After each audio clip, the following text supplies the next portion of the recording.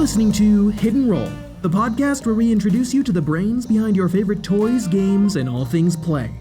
Before we jump into this episode, we'd like to give special thanks to Pop, peopleofplay.com, the one-stop hub for all toy and game inventors. Without them, this podcast would not be possible.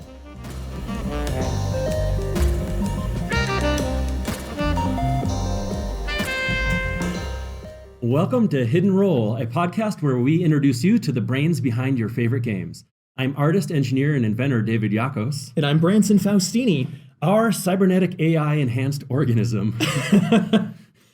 As a game designer and an avid player of games, nothing gets me more inspired than hearing the stories of other creators, and boy, do we have a treat for you. We do. There's not too many people around the country, around the world for that matter, that haven't heard the word Jenga. It's like we're all bilingual now.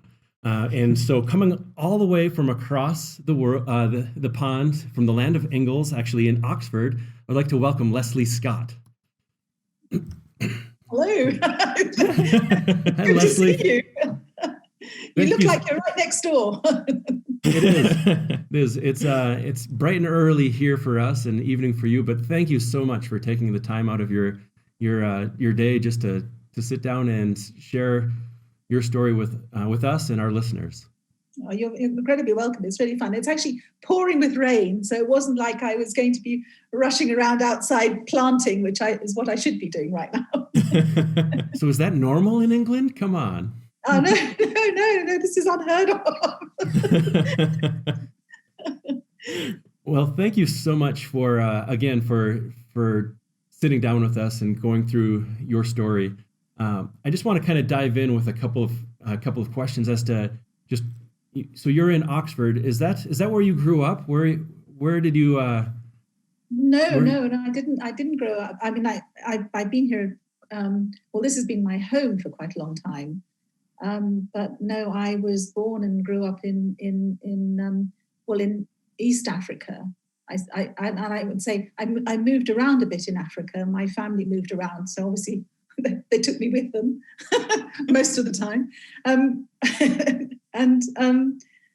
But I would say I've spent the majority of, a large portion of my life in Kenya, in East Africa. Which is where I still spend 3 or 4 months a year there when I'm not living here in Oxford.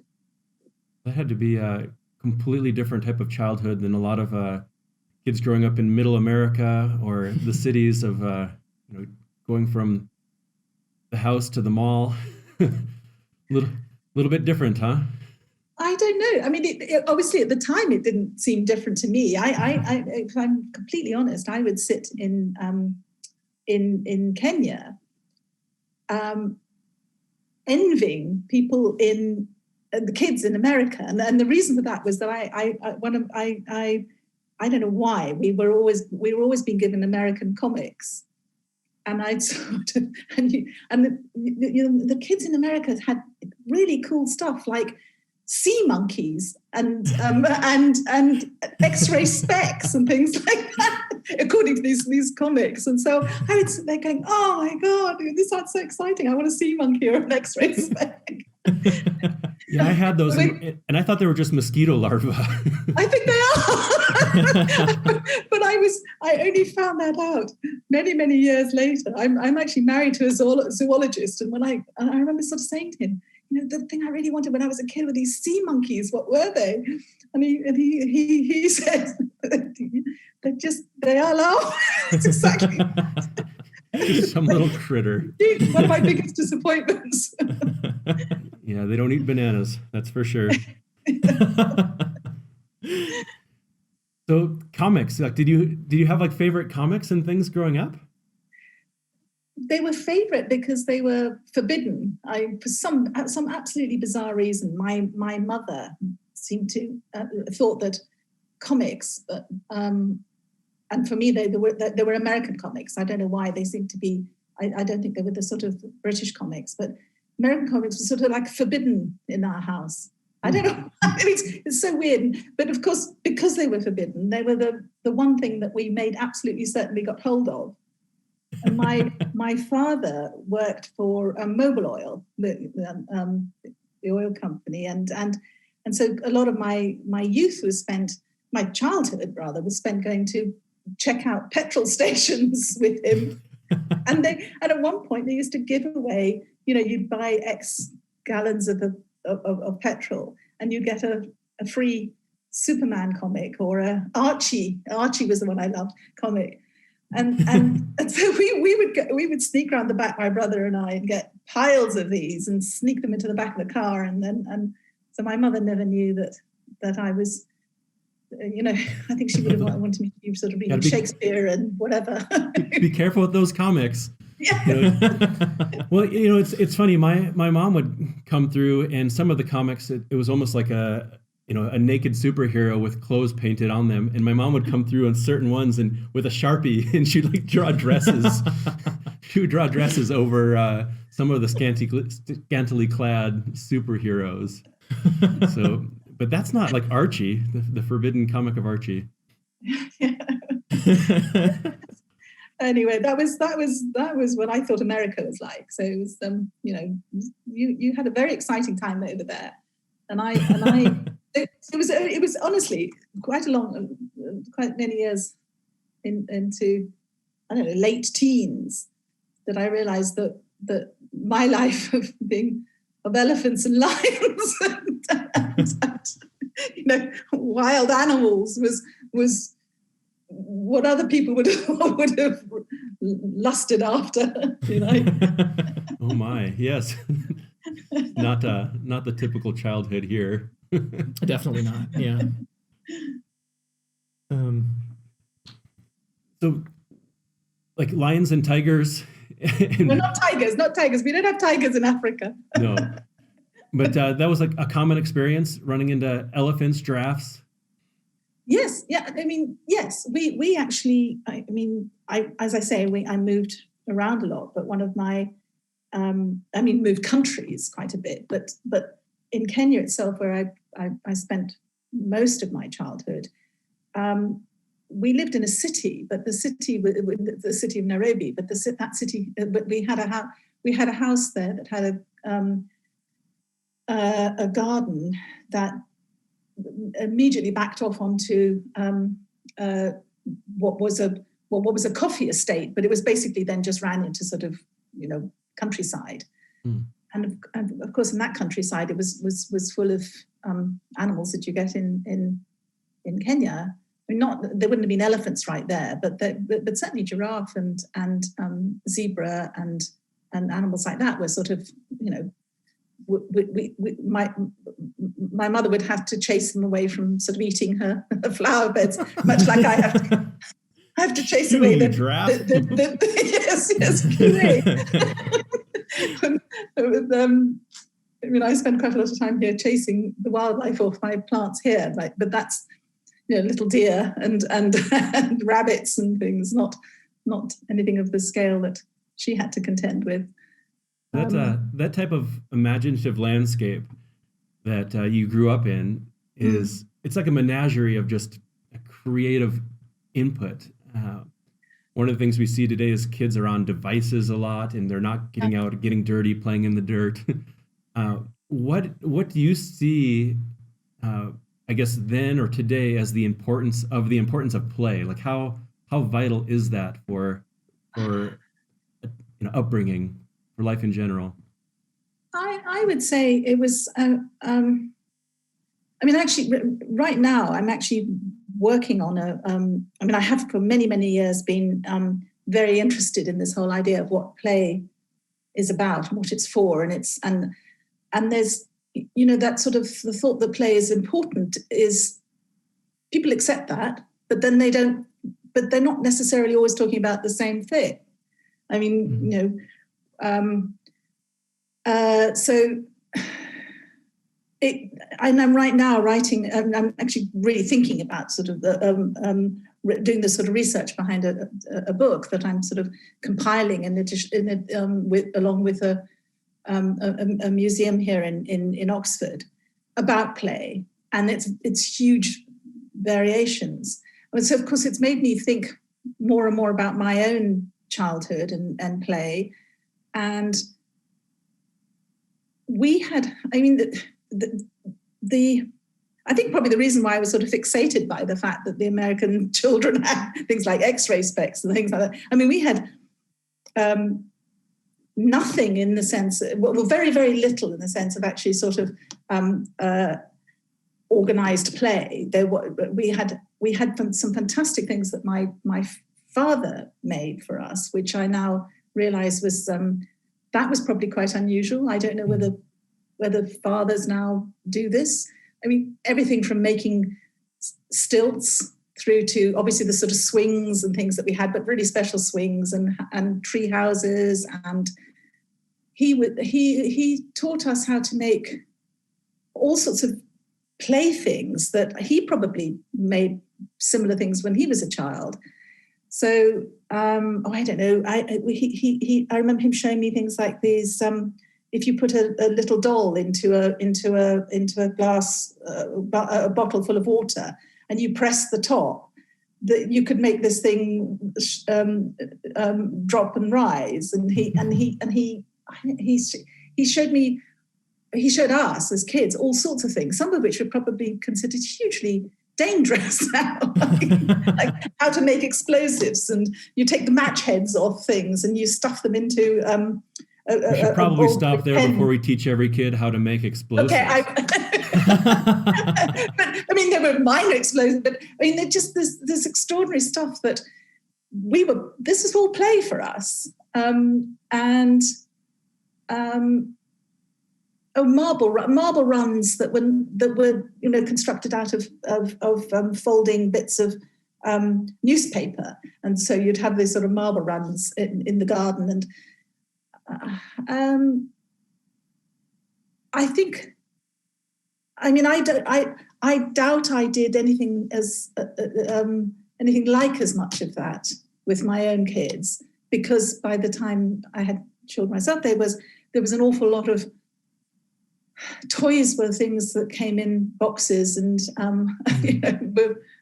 a marble run is a sort of thing that you go and buy, not something that you make, and so on. So, what is more or less important? I don't know. All I know is that I think personally that might have been why I've always been interested in sort of making stuff, and maybe has led to one of the reasons why I was very interested in designing. I ended up, if you like, designing games, because we kind of did it as kids. We sort of designed our own games a lot at the time. Definitely got to be connected for sure. Yeah, I feel like my father had a similar sort of thing. He was always making things and sharing that with me. Yes. And so I think, for me personally, like I see connections to other inventors where there was somebody in their life showing them that it's okay to make things, that you can make things, and just serving as that sort of inspiration. Yeah, and I think that making stuff, it obviously was always a little bit more rough and ready than say the books or things, but I don't know. You kind of bring your own. It's some. I mean, when it works, there's something that you've made it, and it then goes on to work, like a windmill or something. I remember making it. We put out the car door as we were the car window as we were sort of whizzing around. You get this quiz. If mine was whizzing around faster and looked more stylish than my sister's, then I felt a huge sense of achievement, which you wouldn't have got if we'd been given identical ones from a shop bought one. So, but I'm very loath to dismiss shop bought things. I mean, it was just different, and and you kind of made the best of it, but also thought it was the best. There was nothing to compare it to, I suppose. It's definitely definitely interesting that we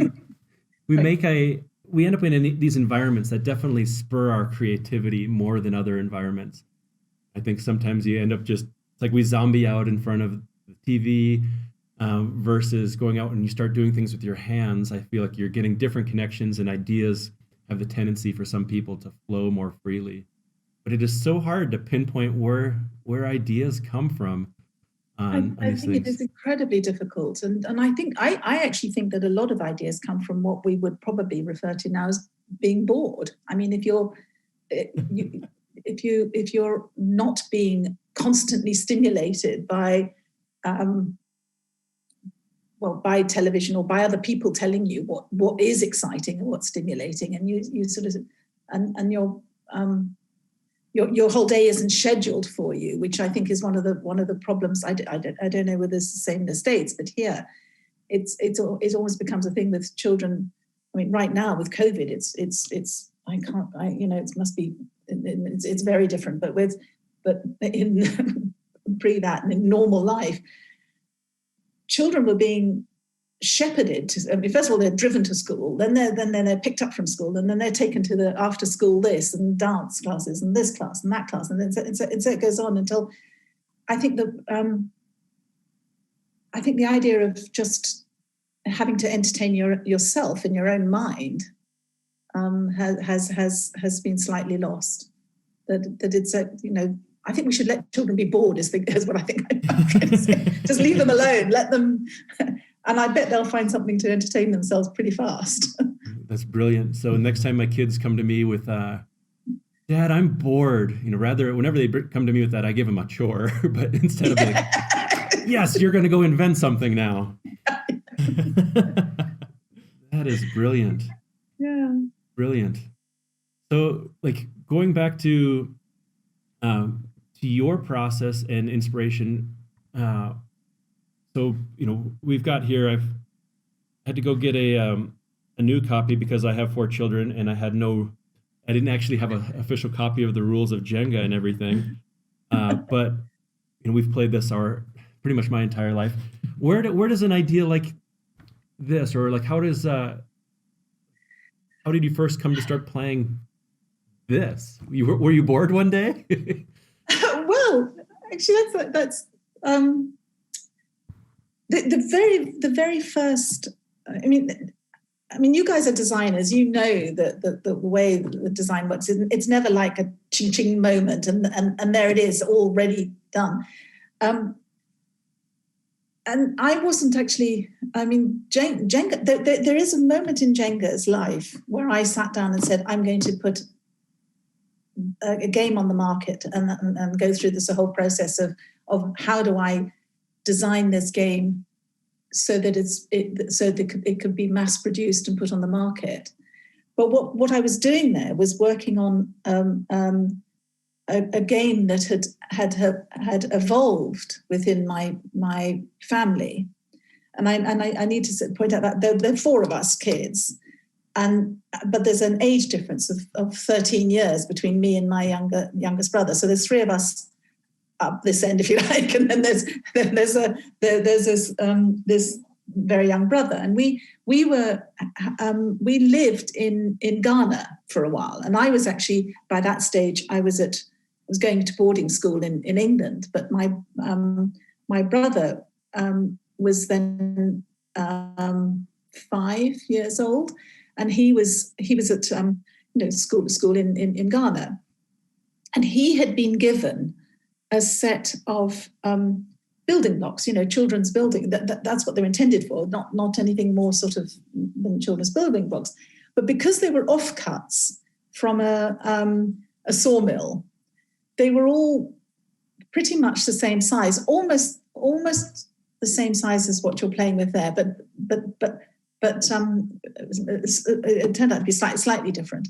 Anyway, we came back from, or my sibling, the 3 of us came back from England every few months or so, and playing around with my younger brother and his building blocks. I'm sure he probably remembers us taking these blocks from him because they were nice. They were lovely bits of wood from sort of Ghanaian hardwoods and things. They were really lovely things to fiddle around with. And fiddling around with these, a game evolved, which isn't exactly like Jenga. But that was the initial thing. We piled the blocks on top of each other, and we started to take blocks out. And the person that made the tower fall over lost the game. So it was very similar to, and it was fun. So we deliberately had various sets made. That we gave friends. So maybe had about a dozen sets made. And one of those sets I brought with me to when I went to live in Oxford, which I did when I left school, my secondary school, I think you'd probably call it there, but at the age of 18, I went to live in Oxford. Basically because I didn't even know what I was really going to do, and I had some friends that had gone up to university in Oxford, so I went up and sort of hung around there, and I had this set of bricks that I discovered that people would invite me to parties and say, bring your bricks with you. So it was like. Yeah, I mean, I started to get the feeling that it was my game they like, not necessarily, I could come too, but basically I was to bring these with. And I played this, and I lived and worked in Oxford. I ended up with a job, I actually got into, it's a fantastic job with a company, with Intel, the microcomputer people, who had just sort of started in Oxford. They'd started in Europe, only very recently, and the Oxford was the UK headquarters, and there were 5 people working there. I mean, nobody knew anything about Intel, and I ended up working with them, and it was a fantastic job. I was very, very lucky, but it went from being this very small business to being I think we went from 5 people to about 400 people in about 4 years. I mean, it just, as you can imagine, the microprocessor took off and everything. And I realized towards the end of that sort of 4 years that I was, that this job had been absolutely incredible, but it basically ruined me for working for anybody else, because I was just left on my own to sort of do. I ended up being their marketing communications manager. I mean, they made up a name for me because they didn't, and I was just told to go off and do this and do that, and nobody ever asked me to report about anything. I mean, it was fantastic, and I just went around telling people, organizing shows and doing various things to tell people what a microcomputer was and how it might have actually end up affecting people's lives. That's a far jump from stealing your baby brother's blocks. Yeah, I'm sorry. It's a long story. I'll shorten it down now. But the point being is that I left Intel with the idea that I wanted to start a business, and then made the decision that what was I going to do with this business? It was like and that's when. I think that all sorts of things happened, and the penny dropped finally that this brick game was something that didn't exist. I mean, every time I produced it, people loved playing it. Every time I produced it, it was the first time anybody had seen anything like it. And I mean, it took me it was just like really slow, but finally got it. And that's when I decided I was going to sit down and actually turn this handmade concept, if you like, into a product which I then called Jenga. And as you know, it's sort of, I mean, it's a long way from going from I've got this idea to actually a product that you put on the market it's a big step. And how many years was that from when you stole your baby brother's toys and you were bored one day? Yeah. How many years was that from the time you first had that initial bricks concept till Jenga was on the shelf? I think we're going from about. I launched Jenga in 1983, at the London Toy Fair, I had this time that I'd spent in Ghana. It was about 1974 through to about 75. Was the sort of original idea. So yes, what is that, sort of 7-8 years, something like that. And then the whole thing with it was actually sort of, you know, the mass producing a game so that it actually had the qualities, if you like, of a handmade game was quite a challenge to figure out how to do that. I think it still says on the box, genuine hardwoods still today. Yeah, no, they use hardwood, and it's and I think that, I mean, one of the things with the handmade, well, first of all, the bricks were not, as I say, not exactly the same size as the ones that you're playing there. They were all of them were slightly longer. And so it meant that you couldn't stack them 3 by 3 the way that they stacked like that. So we used to originally sort of stack them on their sides. It was the only way that you could actually get a tower, which meant that when you first started it, it was actually pretty unstable to start with. So I had to sort of figure out how to. So I mean, the first step I did was actually sort of make them slightly shorter. And as you have them now, they're what a block is 3 times the length. The length of the block is 3 times the width of it.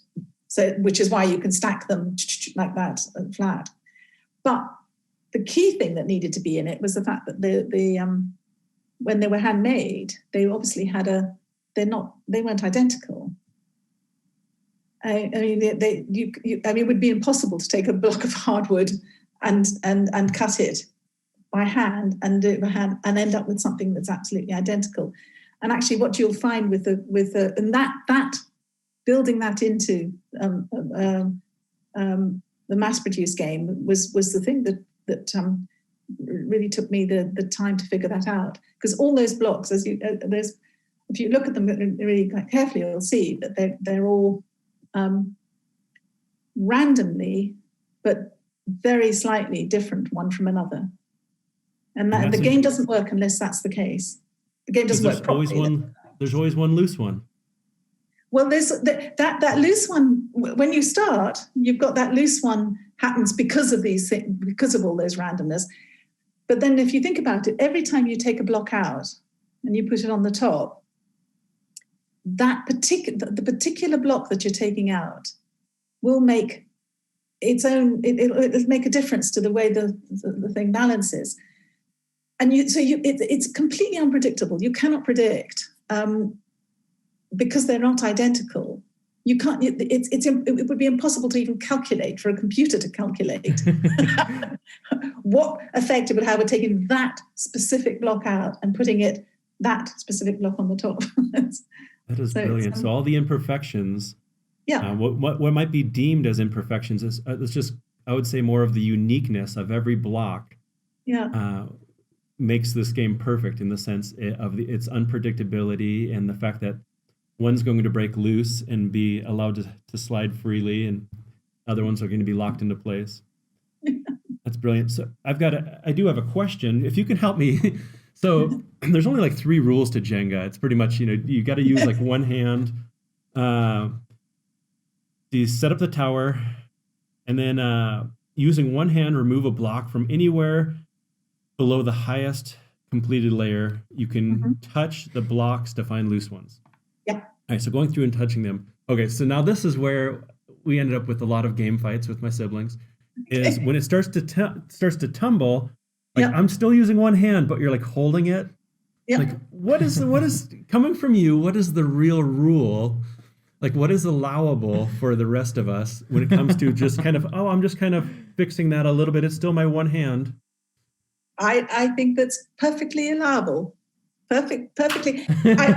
You absolutely can do that. In fact, gosh, I wish I had a set that I could demonstrate. So maybe I can instruct you how to do this and see if you can figure it. So put your elbow on there and push it right up, and now use that one hand. So there's absolutely nothing to stop you using your arm to balance it. I mean, it's, I would say I could do that all the time, because it's not so useful. That's pretty steady at the moment, but when it starts to waver, there's nothing in the rules that says that you can't use your arm to balance it. What you can't do is use that hand to balance it and then take out with another brick. That's the rule of the one hand. You can swap hands. I mean, there's nothing to stop you swapping hands, but you can't use two hands at the same time. You can't use two arms at the same time. But there's nothing to stop you. Everything else is legal, as far as I'm concerned. You can twist it, you can move it. I think. I mean, if you once it starts getting really, really unstable, that, in a way you can do all that. Why not? As long as you're not. Well, that is brilliant, because I don't know. I feel like I'm going to go play people for money now. It's like, nope, this is legal. That is wonderful. You heard it here from inventor of Jenga. You can stabilize the tower as long as you're using that one hand. And does the hand go to the elbow, or is it where's the hand stop? I don't know. I guess if the tower's tall enough, your whole arm. It's whole arm, from your shoulder to your fingertip. Actually, I don't want to. I'm not sure if I think it was Peggy Brown that once said something which I thought was perfect. Is that you've bought the game, you can do what you like with it. You can have your own home rules, whatever. Just don't fall out over it. That is wonderful. Yeah, house rules are start playing. Are where it's at for sure. So the name Jenga, it's a unique word. And from the time you stole them, you were bored and you played bricks. Yes. Somehow, all of a sudden, bricks became Jenga. That is because, I said that I sort of spent most of my childhood actually in East Africa, not West Africa, where Ghana is. East Africa, Tanzania, Uganda, and Kenya, Swahili is the it's not the only language by any means, but it's the main language apart from English. It's the lingua franca of those countries. So I grew up speaking Swahili, and my family used to. My mother's from that part of the world too. I mean, she was actually born in Tanzania too. So we sort of Swahili was a language that we spoke at home, not to speak to each other, if you like, but we named everything. We always our pet dogs had Swahili names, and our I don't know, everything had a name. Anything that needed to be named was given a word as a Swahili. So when I was thinking about, when I was sitting down and wanting to put this game on the market, I wanted a name for it that I thought one day, I hoped that one day, if you said that word, you would recognize it would be this game. So if you said, and thinking about it, and there's the Swahili word to build is kajenga. That's the verb to build. And Jenga is the imperative. It's build, get on, build. And I don't know, just think that it sort of came up with this sound, and it just sounded right. I mean, I knew what it meant, but even though knowing what it meant, I thought it sounded really, really a really good word. My mother at the time had a dog called Cheza. And Cheza means to play. And if the dog hadn't been called Cheza, it could have been, Cheza could have been the name for it, but I didn't think I could call my game after my dog. But Jenga just somehow fit, and that's why I chose it. And it's also why, I thought, well, nobody who if you don't speak Swahili, you won't know what it means. Therefore, it'll mean this game, and I put the game on the market myself I had it on the market for about sort of 3 or 4 years before it was then picked up by a company called Perkinobi, who then actually took it pretty much straight away to Irwin Toy in Canada. And when Irwin Toy got it, it was very soon afterwards that Hasbro expressed interest in it. And both Irwin Toy and Hasbro hated the name, absolutely hated it. They said, this is an unknown game. It just sits there. It doesn't look like it's going to be fun. You can't tell what it's going. You can't even tell what's involved in this block of bricks. And then to get on top of that, to give it a word as a name that is meaningless. This is like the kiss of death for any marketing. And they nearly didn't take the game because of that. They really sort of battled with me about that. And it had, what I'd actually called it at the time was Jenga, the perpetual challenge. And they said, Jenga is a meaningless word, useless, doesn't describe what's involved at all. And perpetual, nobody in North America is going to know what the word perpetual means. So I said, okay, I have to take your advice. Okay. You can cut perpetual. You can cut up. Please don't get rid of Jenga. And they didn't. They kept it. And having kept it, they actually then, I thought, rather brilliantly embraced it. I mean, the first advert for Jenga is all about how it's got this. I think it ends with saying the great game with the strange name. I mean, they really, and they also did something which I thought was absolutely brilliant, which was actually literally brand the blocks. So it was Irwin Toy that had that idea to stamp it with Jenga, which I thought was genius. So now people do seem, if you say Jenga, people do say, oh, it's the game, which I have no idea why I had such conviction that was going to be the case, but I'm glad I stuck with it. I'm glad I was. Words have meanings, that's for sure. Yeah. And it's wonderful just how that's attached to your roots, and that story from your childhood of your mom shooing giraffes out of the garden to seeing lions and elephants. And I do not speak Swahili. I did learn a useful phrase from somebody on my soccer team back in the day. I would probably butcher it. It was Nese dia na fakwaza na simba. It was like, help me, I'm being chased by a lion. I thought that could come in handy someday. Yeah. But well, at least if somebody shouts at you, then you run. the Simba. So some of those words, like even like the Lion King, Simba was lion, Rafiki was friend. Yeah, exactly. And so I love that you have brought that language to the entire world. I assumed it meant tumble or to fall, but in fact it's the opposite. It means build. Yeah. Well, the reason you probably assume it's tumble, which is slightly sort of ironic, I think, is that but people when they play it, as it falls, they go Jenga, not knowing that what they're saying is build. Oh, that is so great. Well, how I guess how has Jenga changed your life? I honestly can't think of any game more known, like chess. Like how is being a game inventor celebrity changed your life?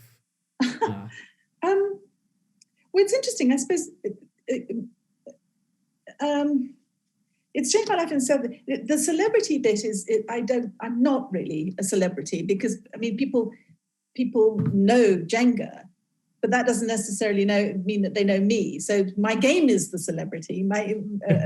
Sure. I mean that how it's changed my life.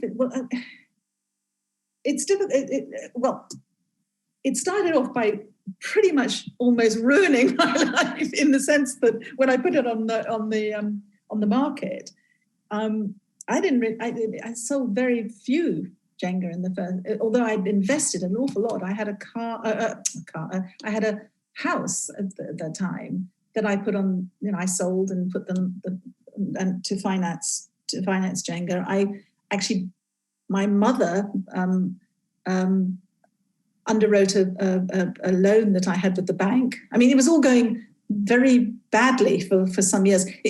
What it did do at that stage was actually convince me that what I wanted to do was to get into the game design business. So while I was almost going completely broke, I was putting more and more games on the market, because I realized that it was going to be extremely difficult to sell, just to be a one product, completely unknown person in the toy world with just one product was never going to get me, was never going to fly. I mean, well, at least that's what I was feeling at that time. So I learned very quickly that I needed to have a portfolio of games, and I continued to publish them myself.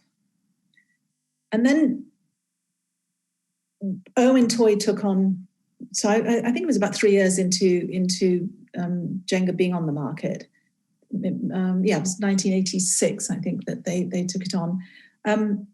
They turned it around. I mean, and therefore turned my own fortunes around. But even that was not immediate. That took some years for it to become something where, it started to get traction in Canada. It started to get traction in the States quite soon afterwards because of Hasbro. It took some years for it to even reappear in the UK, which was quite interesting because, to this day, a lot of people I know will say, "Oh, yeah, no, they know the game. It came from Canada." Well, it sort of did, but so it wasn't an overnight success. It wasn't like I went from something where I was going, couldn't afford to feed myself to have this massive success on my hands. It took some years, and during that time, I was building up my own company, Oxford Games, where I designed and published quite a lot of games, and I got quite a lot of. For a long time, the people that knew me in this country as a games designer knew me much more for the games that I had done that were more sort of word games and sort of bluffing games and things like that. Very, very different, and more traditional sort of either party games or card games and things like that. Jenga was very different from that. So it's what was your original question? So what difference? When it started to become very successful, I think how it changed my life was that it enabled me to really concentrate on more niche things. Any one game that I worked on didn't have to become a blockbuster in order for me to survive, it's a real luxury, being able to sort of just work on things that you personally enjoy without having to feel like you've got to. It's got to appeal to millions of people for it to pay its own way. And it also, the other thing that's it's helped me, which has been fantastic, is that I've been able to support things that are very dear to me, which includes a sort of a research centre in Kenya, where I go and spend some time now. I mean, that is, I just feel hugely privileged that I can, support, things that don't necessarily have anything to do with the game per se, but because of the success of the game. I've been able to do things that which make a huge difference to me. I mean, it's fantastic being able to do that. That's perfect, where you can find where your passion can overlap with income, and where you feel like you're making a difference, bringing play to the world. That's marvelous. What what types of games are you working on currently? Any new ones out there? I'm on games themselves. I'm now more or less a sounding board for my daughter, Freddie Scott Bolrath. Freddie Scott. She's a games designer, and she's actually been running Oxford Games, my company, for quite some time. But she now does a number of games. She deliberately designs games that she's looking to license out, which I think is quite sensible. I think I wouldn't necessarily recommend anybody goes down the self-publishing route without. I was extremely lucky that all worked out in the end. So she's designing games to publish. Some of them under the Oxford Games thing, and some of them under her own in her own company. She lives in Denmark now, and so in the games design stuff, she tends to have the ideas, and she's designing the things, and she just asks me to try them out, and she throws ideas at me, and I go back, and it's. I find that really exciting, actually, because she thinks she has such a different mindset to me. She comes up with things that they'd be. She has an art degree background. I'm actually product design, but from an art school. So she just and she's a very, very keen games player. Often of games that are not the kind of games that I would play. So she has a very, very different take on things. So I find that very exciting. But meanwhile, I'm actually, as I think I mentioned earlier, was that I'm actually very involved in sort of producing this book on play, which I hope is a very playful introduction to play, covering all aspects of play. It's actually celebrating the idea that we mean lots of different things when we talk about play. And that's what I'm working on at the moment. Well, you must live and preach that if your daughter is just following in your footsteps as a game designer and inventor.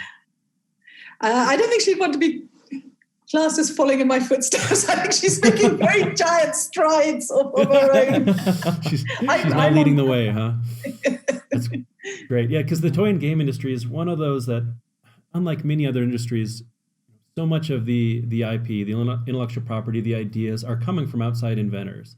Mm-hmm. And it's there's more and more standards in the industry for, licensing your ideas to big brands, and it's a nice process that's been set up. And even for those that want to independently publish these days, there's tools like Kickstarter that allow people to get those ideas out to the. Well, you don't take quite the risk that one used to, which is, I had garages full of waiting to sell. I mean, the kind of investment that you used to have to put into it is I think things like Kickstarter do make that. I think that the issues with those too, which I don't think one should oversell the idea of going it alone, because even with Kickstarter, you don't have the marketing might that a company can, that a big company can put behind something, and that's just a fact. And whether we could argue, I think, a lot about whether or not the best products hit the market. And that distribution channel, it's really nice to plug an idea into that machine. Yeah. So with all of the inventors out there, that people have their ideas, do you have any nuggets, any advice that says, this would be something you'd want to pass through to all the other idea people out there, the people that maybe have filled their garage full of something or just have that idea? I think it's I don't know whether this is not specifically for games people, but it's something that I didn't know that this until I've sort of looked into this, that this would have been my attitude, and which one I would pass on is that I mean, it's going to sound very odd, and I don't even know if I can phrase it properly, but I would say never. I mean, it's probably the opposite of what most people would say, is that I'd say just never plan things to such an extent that you would be mortally, bitterly disappointed if it fails, because you're gonna. There's so much. I mean, I don't even register things as being failures, and maybe that's my problem. Is that I've got drawers full of ideas that never made it, but I don't think of them as my failures. I just think of them as drawers of ideas that maybe one day I can open it and go back to them, because I think we're always encouraged. I mean, also this is even what I found at Intel when I got to the point in that company where they started saying, what's your 12-month plan? What's your 3-month plan? where do you want to be in 5 years from now? I just thought, gosh, that is, you're just doomed to fail if you plan to. I would just say be opportunistic, and if you come across something that seems interesting, go for it. And if it doesn't work, then go for the next thing. I suppose. I don't know whether that's helpful or not, but it's very helpful. It's a common thread.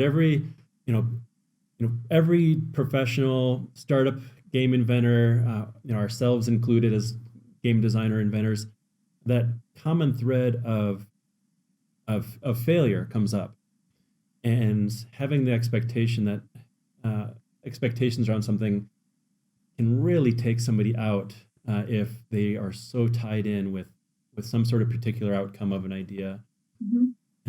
If you're not able to listen to feedback or to grow from a certain idea that one may call a failure, but maybe that's just the stepping block to the next idea. Mm-hmm.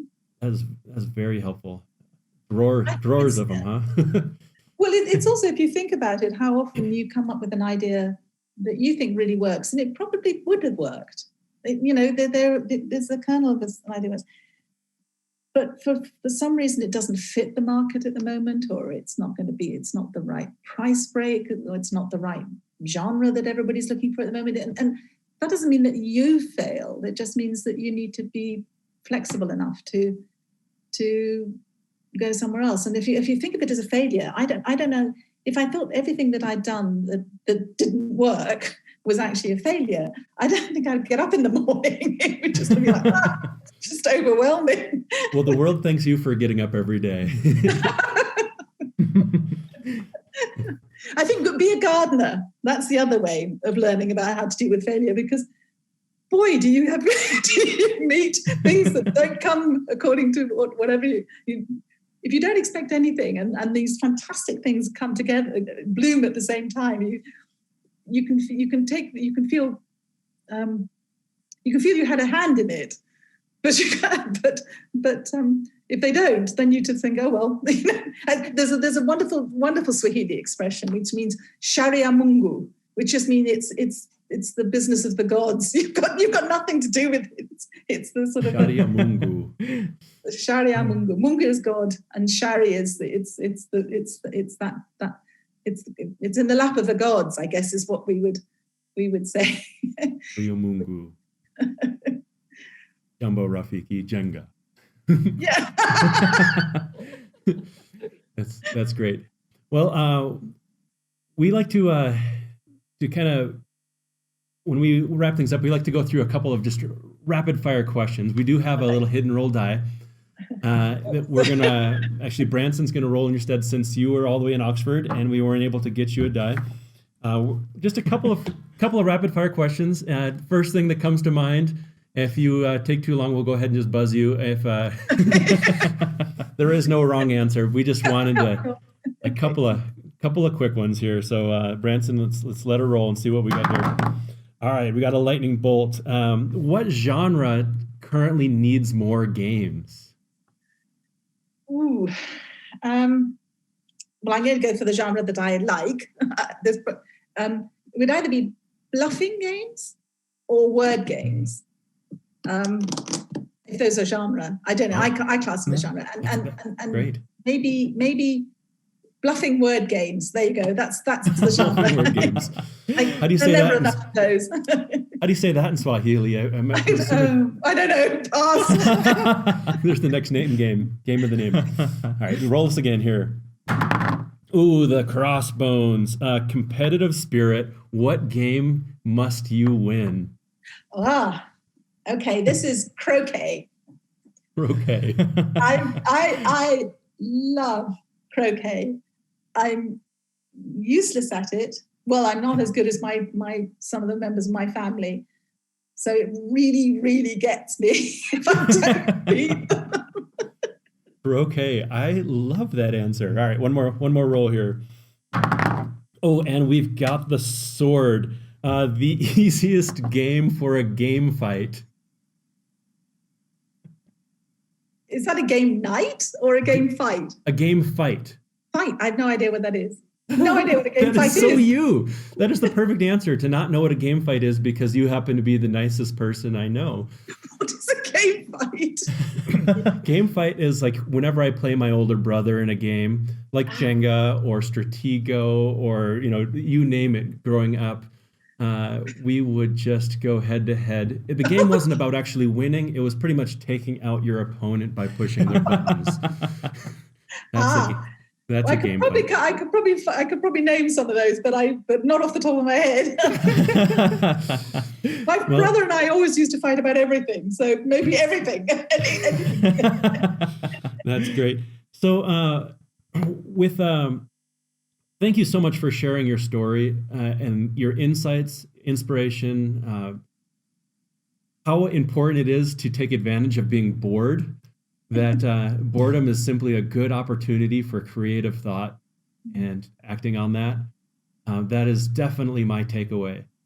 And before we go, I'm just curious, is there somewhere that people can find you regarding the games that you're doing? Are you on Twitter? What is the best place for people to continue to follow your story?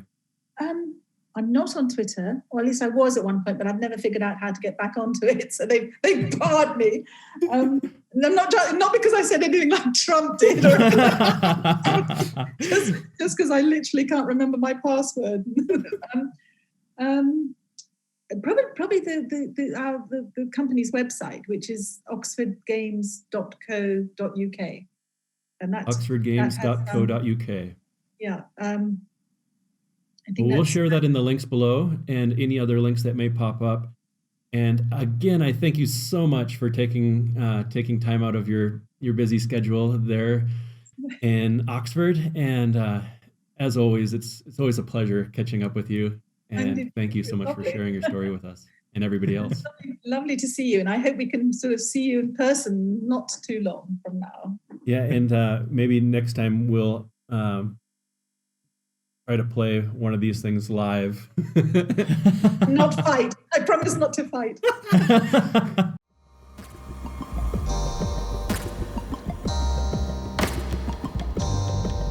This has been Hidden Roll, the brains behind your favorite toys, games, and all things play. If you like what we're doing, the best way that you can support us is to like, thumbs up, comment, or leave a review and share us with your favorite brains. Follow Hidden Roll Podcast anywhere that podcasts can be found. If you want to see our beautiful faces, all of our content is also available to watch on YouTube. If you know of someone who would be a great fit to appear in our podcast, or if you'd like to learn the story behind any toy or game, let us know on our social media pages, Facebook, Twitter, Instagram, or TikTok, or send us an inquiry at www.hiddenrollpodcast.com/suggestions. That's Hidden Roll, ROLE, podcast.com.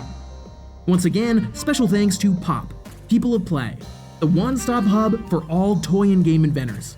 Visit www.peopleofplay.com to learn more.